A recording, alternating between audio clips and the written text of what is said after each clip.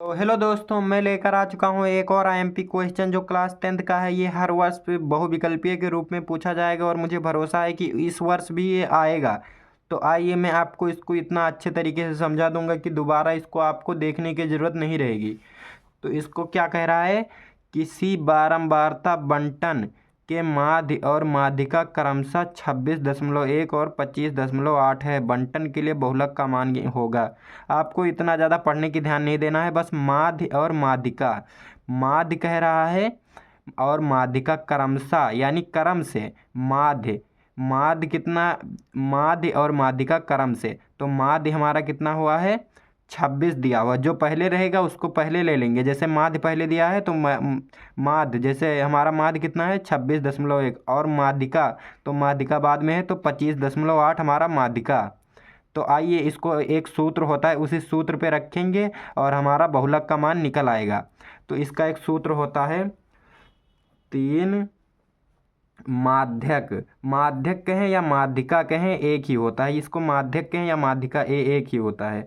तो 3 माध्यक, 3 माध्यक बराबर, 3 माध्यक बराबर 2 माध्य, 2 माध्य, 2 माध्य प्लस प्लस बहुलक। ये हमारा सूत्र होता है। बस इसी सूत्र पे हम इसको ये 26.1 माध्य के स्थान पर रख देंगे और 25.8 को माध्यक के स्थान पर हमारा निकल आएगा बहुत अच्छी तरीके। राइटिंग पे ध्यान मत दीजिए, समझिए आप। तो 3 माध्यक, तो 3 गुणे हमारा माध्यक कितना दिया हुआ है, माध्यक 25.8, 25.8। जैसे माध्य, माध्य कह रहा है तो माध्य 26.1, तो माध्य पहले आया है तो इसको ले लेंगे और माध्यक, माध्यक बाद में आया है तो 25.8 हो जाएगा। तो माध्यक के स्थान पर कितना 25.8 रख देंगे। 25.8 बराबर 2 गुणे माध्य के स्थान पर कितना है, माध्य पहले है तो पहले वाला 26.1, तो 26.1 प्लस बहुलक, प्लस बहुलक, बहुलक। तो बहुत अच्छे तरीके से लग जाएगा। आपको बस गुणा भाग करना है। अब 3 से 25.8 को गुणा करेंगे तो इधर साइड में कर लेंगे आप। तो 25, आप दशमलव दशमलव मत लगाइए, वैसे ही गुणा कर लीजिए। उसके बाद फिर दशमलव बाद में एक अंक के लगा देना। फिर कितना गुणा करना है, 3 से। तो 3 × 8 24, 24 का 4 हासिल आया 2, 3 × 5 15, 15 और 2 17, 17 का 7 हासिल आया 1, 3 दूनी 6 और 1 हासिल 7।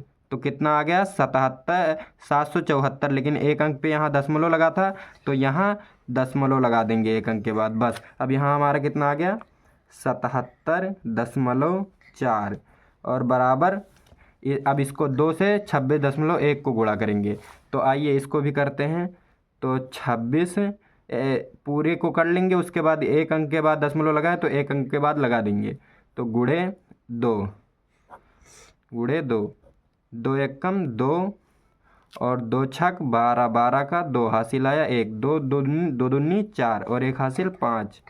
तो 522 आया। लेकिन एक अंक के बाद यहाँ दशमलव लगा था तो एक अंक के बाद दशमलव लगा देंगे तो 52.2। अब इसको भी वहाँ पर रख देंगे। आइए तो 52.2 प्लस बहुलक। इस सूत्र को आपको ध्यान में रखना है और आपको गुणा भाग आना चाहिए अच्छे तरीके से। बस आपको ये सवाल इजीली लग जाएगा। आप क्या करेंगे कि इस 52.2 को इस साइड में लाएंगे, क्योंकि इधर प्लस में इस साइड में आएगा तो माइनस में हो जाएगा और हमारा इधर बहुलक बचेगा और घटा देंगे, उसके बाद हमारा आंसर निकल आएगा। तो आइए इसको इस साइड में लाते हैं। तो 77.4 माइनस, इधर प्लस में है ये 52.2, इस साइड में आएगा तो माइनस में, तो 52.2 बराबर। अब बराबर में इधर क्या बचा, इसको इस साइड में ले तो बराबर में बचा हमारा सिर्फ बहुलक, बहुलक।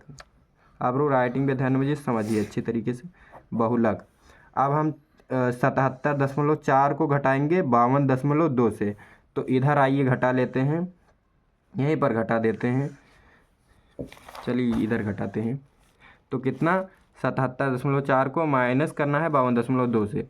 तो 77.4 माइनस कितना 52.2, 52.2। अब 4 में से 2 जाएगा तो 2 बचेगा, यहाँ पर दशमलव तो दशमलव लगा देंगे। 7 में से 2 जाएगा 5 और 7 में से 5 जाएगा तो 2। तो हमारा कितना आया 25.2। तो बस हमारा आ गया 25.2 बराबर बहुलक। तो आई होप आपको समझ में आया होगा। अगर समझ में आया तो लाइक सब्सक्राइब कर दीजिए। हमारा बहुलक 25.2 आ गया। क्योंकि आप क्लास 10th में है तो इसको सब्सक्राइब कर लीजिए। ऐसे ही IMP क्वेश्चन लाते रहेंगे। धन्यवाद।